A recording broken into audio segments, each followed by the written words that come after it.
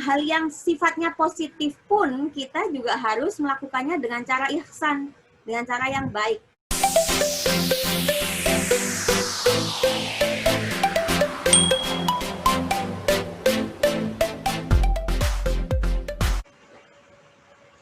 Bismillahirrahmanirrahim. Assalamualaikum warahmatullahi wabarakatuh. Alhamdulillahirabbil alamin. Alhamdulillahirabbil alamin. Nahmaduhu wa nasta'inu wa nastaghfiruh wa na'udzu billahi min syururi anfusina wa min sayyiati a'malina. May yahdihillahu fala mudhillalah wa may yudlil fala hadiyalah. Asyhadu an la ilaha illallah wa asyhadu anna Muhammadan abduhu wa rasuluh. Allahumma shalli ala Muhammad wa ala alihi wa ashabihi wa man tabi'ahum bi ihsanin ila yaumiddin.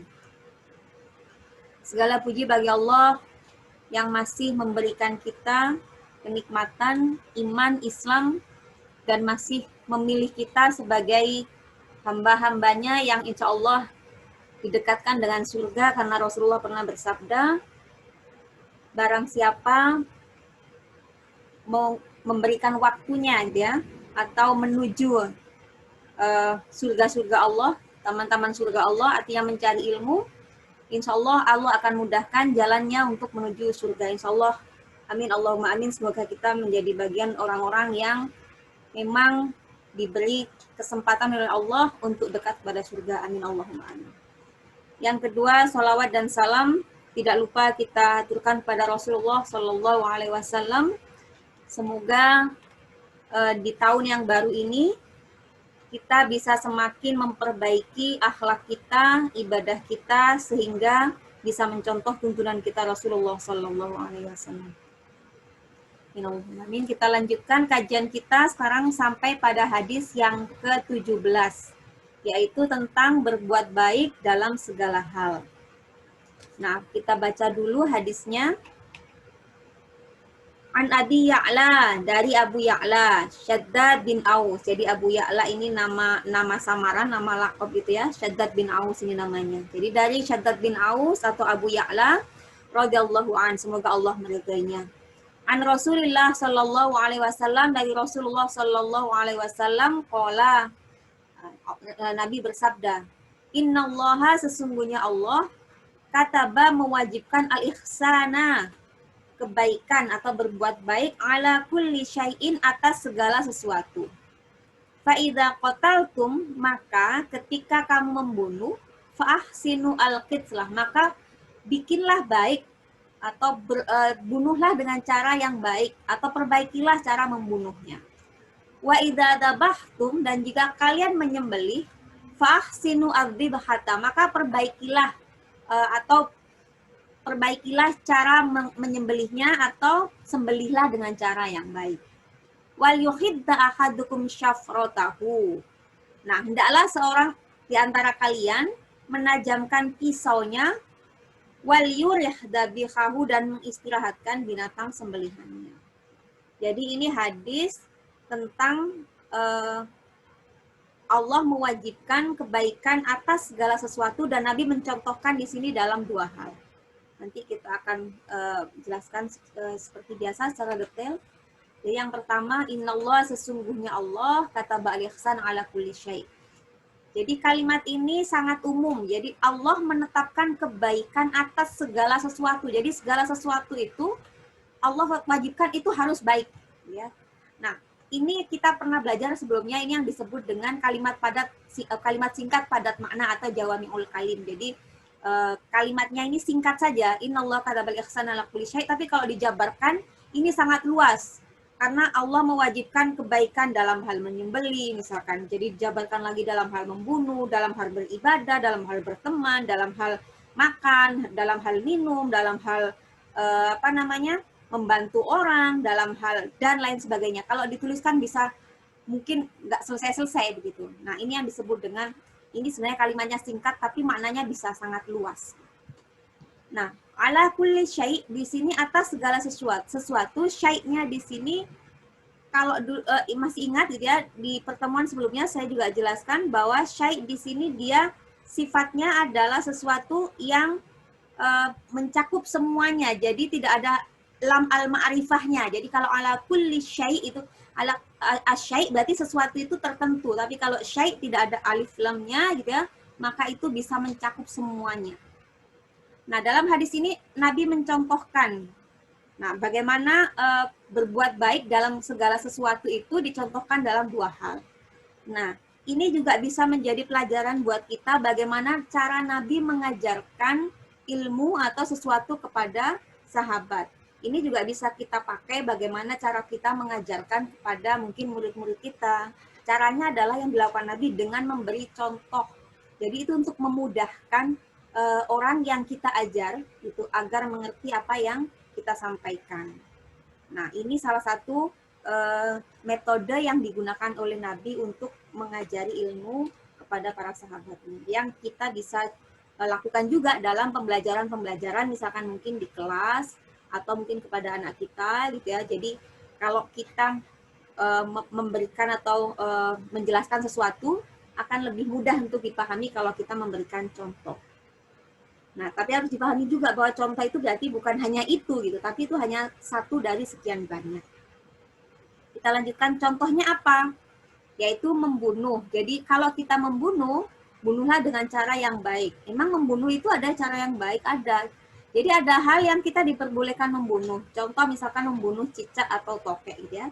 Dalam hadis disebutkan annan Nabi, sesungguhnya Nabi SAW amara biqatlil waza', memerintahkan untuk membunuh tokek gitu ya, wasammahu fuwaisiqon, dan menyebut tokek itu sebagai hewan yang fasik. Nah, di sini disebutkan dalam riwayat Muslim gitu ya.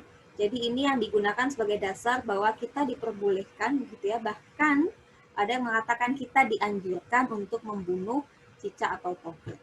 Nah, walaupun kita diperbolehkan gitu ya, tetapi caranya juga harus yang baik.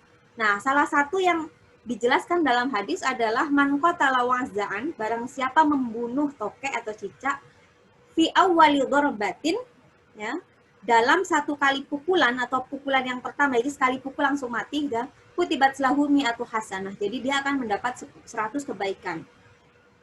Wa fis saniyah, kalau dia membunuhnya dengan 2 kali pukulan gitu ya, artinya pukulan pertama tidak mati, tapi pukulan yang kedua maka dunadzalik, maka dia akan mendapatkan pahala tapi kurang dari 100 kebaikan tadi. Wafid salisati, dan kalau dia membunuh cicak itu atau tokek itu dengan 3 kali pukulan, maka dunadzalik, maka dia akan mendapatkan pahala yang kurang dari ketika dia membunuh 2 kali pukulan tadi. Artinya apa? Kalau bisa membunuhnya ya jangan kalau bisa langsung mati begitu ya. Jadi dia tidak menyiksa juga. Nah, ini menunjukkan bahwa kalau kita membunuh pun itu Nabi mengajarkan bunuhlah dengan cara yang baik. Ini untuk hal yang diperbolehkan. Nah, selanjutnya menyembelih. Jadi Nabi membutuhkan membunuh dan menyembelih. Nah, ketika kita menyembelih maka sembelihlah dengan cara yang baik. Cara yang baik itu seperti apa menyembelih? Yaitu yang pertama adalah cara yang sesuai dengan yang dianjurkan oleh syariat. Yaitu yang pertama, yang menyembelih harus muslim atau ahli kitab. Disebutkan dalam Al-Maidah, al-yauma uhilla lakum at-thayyibat, pada hari ini dihalalkan atas kalian at-thayyibat, apa-apa yang baik-baik. Wa ta'amul ladzina utul kitab, dan makanan ahli kitab hillul lakum ya. Makanan di sini diartikan juga sebagai sembelihan, itu halal bagi kalian. Wa ta'amukum hillul lahum, dan makanan kalian juga halal bagi para ahli kitab. Nah, ini dijadikan dasar bagi para ulama yang menyatakan bahwa sembelihan orang-orang ahli kitab, yaitu Nasrani dan Yahudi, itu adalah halal, baik pada zaman Nabi maupun zaman sekarang. Karena pada zaman Nabi pun pada saat itu ya, dalam ayat dikatakan, yang di bawahnya itu laqad kafara alladziina, dikatakan bahwa mereka sudah mengatakan bahwa Tuhan itu 3. Artinya dari saat itu pun mereka mengatakan bahwa Tuhan itu 3. Jadi bukan hanya ahli kitab yang dulu saja yang boleh dimakan sembelihannya, tetapi sampai sekarang mereka makanannya, sembelihannya juga boleh kita makan. Nah, ada pendapat yang lain yang mengatakan bahwa sembelihan ahli kitab itu haram dimakan. Karena ahli kitab zaman Nabi telah menganut kepercayaan syirik. Jadi ada yang syirik karena ada kesyirikan di sana. Nah, maka ketika dia melakukan syirik, mereka tidak dihukumi lagi sebagai ahli kitab, tetapi mereka menjadi orang kafir. Ini berdasarkan ayat Al-Quran, laqad kafaral ladzina qalu, sungguh telah kafir orang yang berkata innallaha tsalitsu salasa, sesungguhnya Allah itu satu dari tiga atau trinitas gitu ya. Wa ma min ilahin illa wahid, padahal sungguhnya Allah itu hanya satu. Wa ilam yantahu amma yaqulun, kalau mereka tidak berhenti mengatakan hal itu atau meyakini hal itu, la yamassannal ladzina kafaru minhum adzabun halim, maka mereka orang-orang kafir itu akan ditimpa siksaan yang pedih. Artinya apa? Kalau dia ahli kitab kemudian dia menyekutukan Allah begitu, maka dia jatuhnya bukan jadi ahli kitab lagi menurut pendapat yang ini, tetapi dia jatuhnya jadi kafir. Jadi dia menjadi golongan orang yang kafir gitu karena dia menyekutukan Allah. Nah, kalau di Muhammadiyah sendiri gitu ya, menyatakan bahwa ini walaupun ahli kitab yang dulu itu sama dengan ahli kitab yang sekarang, dari dulu pun mereka sudah menyekutukan Allah, tetapi karena ada ayat ini juga, laqad kafaral ladzina qalu innallaha tsalitsu salasa, jadi ini kemudian menjadi hal yang syubhat ya, menjadi hal yang memungkinkan adanya keburukan. Jadi kemudian yang dipakai adalah kaidah darul mafasid muqaddamun ala jalbil masolih. Jadi meninggalkan sesuatu yang dimungkinkan akan menimbulkan kerusakan itu didahulukan daripada mencari kebaikan. Jadi kalau itu kemungkinannya banyak mengandung keburukan gitu, maka itu sebaiknya ditinggalkan.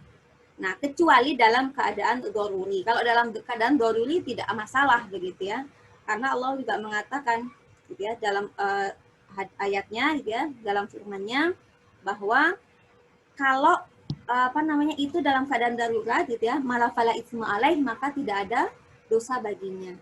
Secukupnya tentunya. Nah, secukupnya itu sebab berapa banyak ya tentu kita yang tahu. Cukup itu bisa untuk bertahan, nah itu yang disebut dengan cukup.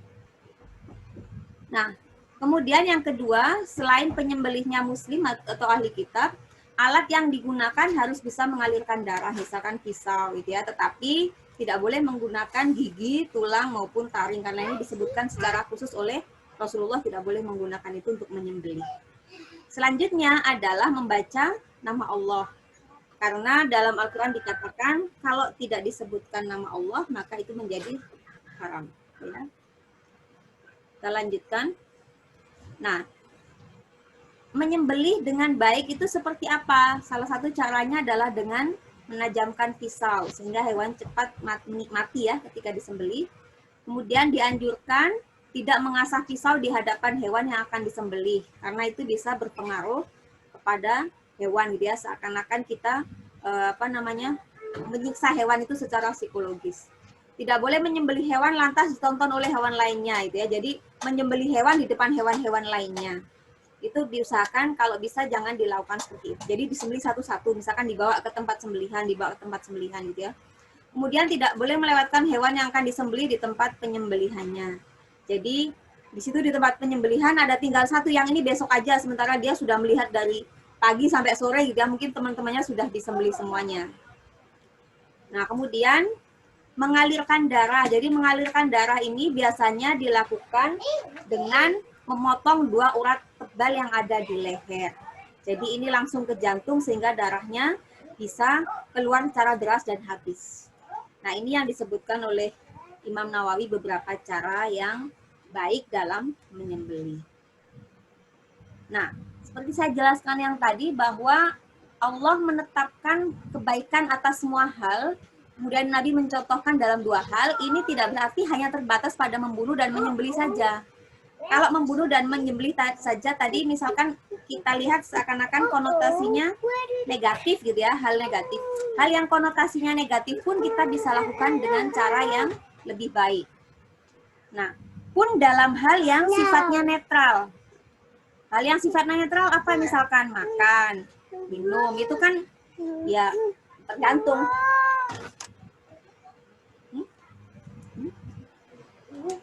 Kakak, Kak Cila, tolong ininya, Mbak Imna, HP-nya nih. Oke, you can sit here.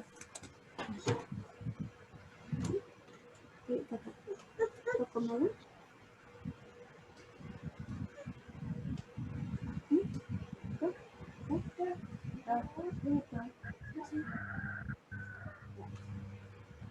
hal yang baik pun bisa kita lakukan dalam hal yang sifat atau aktivitas yang sifatnya netral.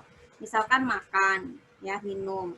Bagaimana cara makan yang baik gitu ya? Kalau makan semuanya orang bisa makan gitu, tetapi dalam Islam ada adab-adab yang dicontohkan oleh Rasulullah, misalkan membaca bismillah, kemudian menggunakan tangan kanan, tidak meniupnya, tidak memakan pada saat panas. Jadi itu bagian dari kita melakukan ihsan atau berbuat baik dalam aktivitas yang sifatnya netral.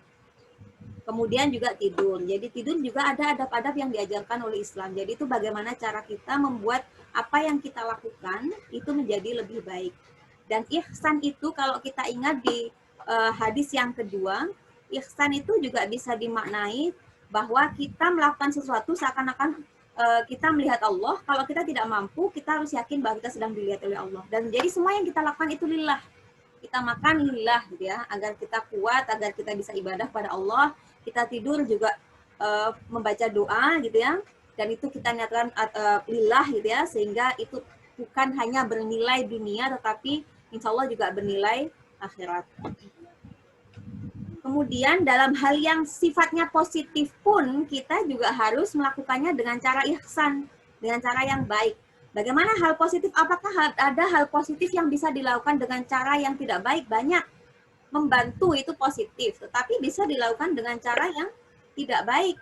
Ya, misalkan membantu dengan cara menggunakan uang dari hasil korupsi, contoh. Atau misalkan membantu kalau dalam dalam Al-Quran ya disebutkan, dicontohkan gitu ya, ketika kita memberi gitu ya, kita tidak boleh mengikutinya atau mengiringinya atau melakukannya dengan menyakiti perasaan si penerima. Allah berfirman, ya ayyuhalladzina amanu, wahai orang-orang yang beriman, la tubtilu shadaqatikum, janganlah engkau membatalkan ya pahala sedekahmu bil manni wal adha, dengan cara menyebut-nyebutnya, wal adha, dan menyakiti perasaan si penerima. Jadi misalkan saya ngasih hadiah kepada si B, kemudian berkali-kali gitu kan, pas ketemu sama si B gitu ya, sama ada ketemu teman-teman yang lain, saya bilang, wah ini tas saya yang kasih loh, apa hubungannya gitu kan, lama-lama jadinya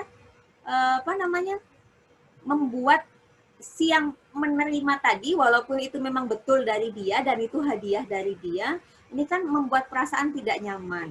Dan ini bagian dari menyebut-nyebut sedekah yang kita berikan. Nah, menyebut-nyebut sedekah yang kita berikan dan menyakiti perasaan orang yang menerima sedekah kita, ini akan menghilangkan pahala sedekah. Nah, bagaimana dia menghilangkan pahala sedekah? Jadi, ini sama dengan riya gitu.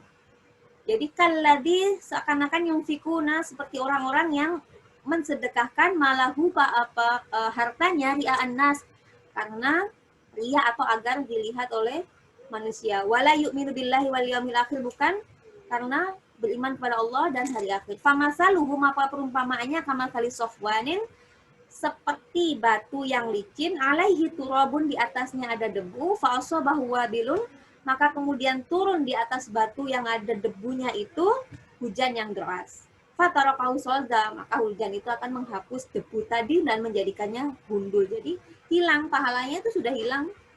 Apalagi kalau batunya gundul kan cepat sekali itu, hujan tidak deras pun mungkin sudah akan hilang, apalagi kalau hujannya deras. Dan dalam ayat lain dikatakan gitu ya, bahwa qaulun ma'rufun wa maghfiratun khairum min shadaqatin tatba'uha adza. Jadi perkataan yang baik itu lebih baik daripada sedekah yang diiringi dengan celaan atau aktivitas yang menyakiti orang yang menerima sedekah kita. Dan itu kemudian Allah mengatakan, melanjutkan ayat itu dengan Allah maha kaya. Allah maksudnya apa? Allah nggak butuh sedekah itu sebenarnya, karena sedekah itu adalah sebenarnya yang kita yang butuh gitu. Jadi apa yang kita lakukan, tidak kebaikan yang kita lakukan itu sebenarnya adalah kebutuhan kita, bukan kebutuhan Allah gitu ya. Kenapa? Karena Allah maha kaya gitu. Kita tidak melakukannya, tidak menyembahnya pun tidak akan mengurangi sedikit pun dari kekuasaan Allah. Justru kita yang membutuhkannya, kita membutuhkan rahmat Allah sehingga kita nanti bisa selamat dan masuk surganya Allah. Amin Allahumma amin.